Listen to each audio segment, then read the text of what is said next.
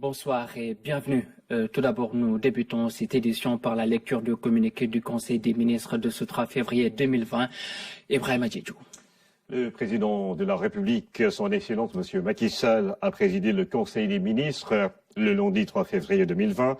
Au Palais de la République, le chef de l'État a, à l'entame de sa communication, rappelé au Conseil avoir présidé le 30 janvier la séance de restitution publique du rapport d'évaluation du Sénégal dans le cadre du mécanisme africain d'évaluation par les pairs MAEP.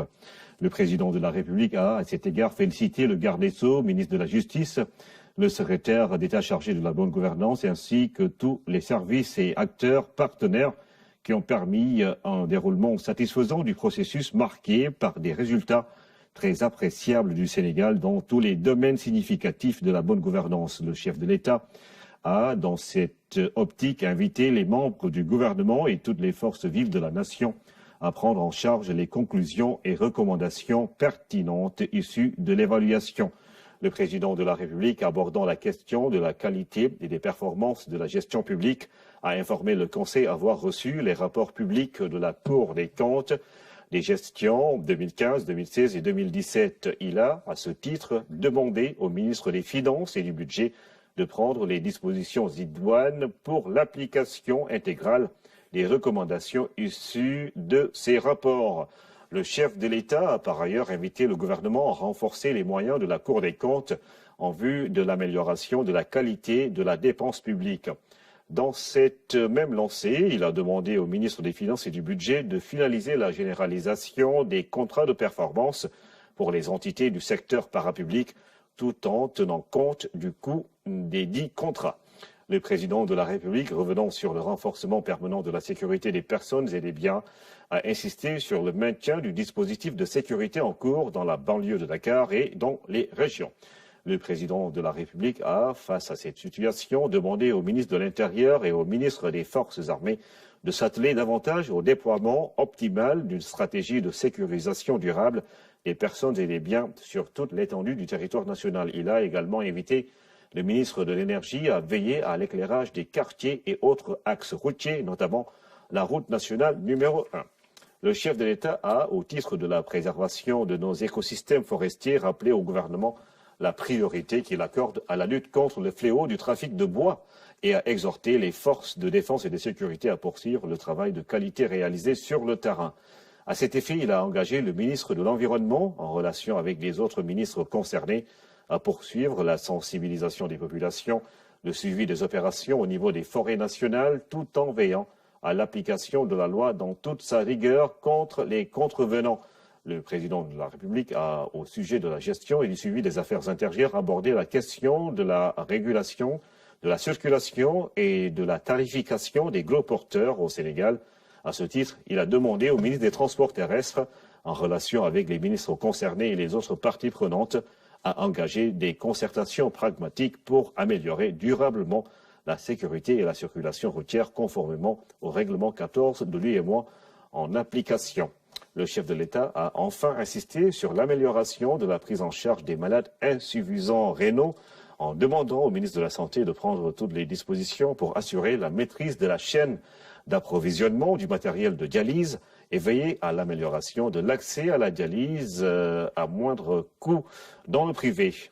Il a à cet égard demandé au ministre de la Santé et au ministre de l'Équité sociale de mener en permanence un dialogue constructif et consensuel avec l'association Mouvement des insuffisants rénaux du Sénégal. Le président de la République a clos sa communication sur son agenda diplomatique. Et au titre des communications. Le ministre d'État, secrétaire général de la présidence de la République, a rendu compte de la cérémonie d'ouverture et d'installation de la première rencontre du conseil de surveillance du MCA Sénégal 2, ainsi que de la situation de l'approvisionnement en eau potable à Médina Gounass. Le ministre des Finances et du Budget a fait une communication sur l'exécution du budget 2020. Le ministre de l'Agriculture et de l'Équipement rural a fait le point sur la campagne de commercialisation de l'arachide. Le ministre des Collectivités territoriales, du Développement et de l'Aménagement des territoires a fait la situation de l'état d'avancement du projet de protection côtière à Saint-Louis, PPCS. Le ministre du Développement industriel et des petites et moyennes industries a fait une communication sur la mise en œuvre de la politique industrielle et son processus d'actualisation. Le ministre de l'Environnement et du Développement durable a, dans le cadre de la lutte contre le trafic illicite du bois, rendu compte de sa visite dans la région de Kolda. Le ministre de l'Urbanisme et de l'Hygiène publique a fait le point sur l'organisation de la deuxième journée nationale du nettoiement. Le ministre de la Santé a fait le point sur la prise en charge des insuffisants rénaux et des dispositions préventives prises dans le cadre de la lutte contre le coronavirus. Le ministre en charge des infrastructures et des transports terrestres a fait une communication sur la situation de Dakar-Bamako ferroviaire, DBF, et son projet de réhabilitation. Le ministre de la Jeunesse a fait le point sur les maisons de la jeunesse et de la culture.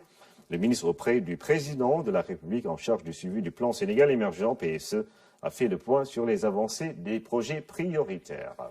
Au titre des textes législatifs et réglementaires, le Conseil a examiné et adopté le projet de loi relatif à la transfusion sanguine et aux médicaments dérivés du sang, le projet de décret portant création d'une cellule d'appui à la mise en œuvre du Compact MCA Sénégal 2 au ministère des Finances et du Budget.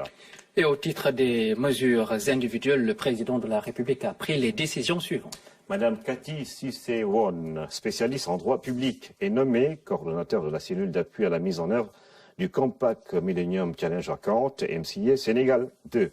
Monsieur Bernard John, maître de conférence titulaire, matricule de sol numéro 101 998F à l'école de bibliothécaire, archiviste et documentaliste EBAD, est nommé directeur du Centre national de documentation scientifique et technique CNDST au ministère de l'Enseignement supérieur, de la Recherche et de l'Innovation. Monsieur Seydou Diouf, matricule de sol 101 566C, est nommé dans les fonctions de professeur titulaire d'histoire du droit et des institutions à la faculté des sciences juridiques et politiques de l'Université Cheikh Anta Diop de Dakar. Madame Siré Diédiou, enseignant-chercheur à l'Université Saint-Sec de Ziguinchor, matricule de sol 276-172D, est nommé directeur de l'Institut supérieur d'enseignement professionnel ISEP de Bignona au ministère de l'Enseignement supérieur, de la Recherche et de l'Innovation.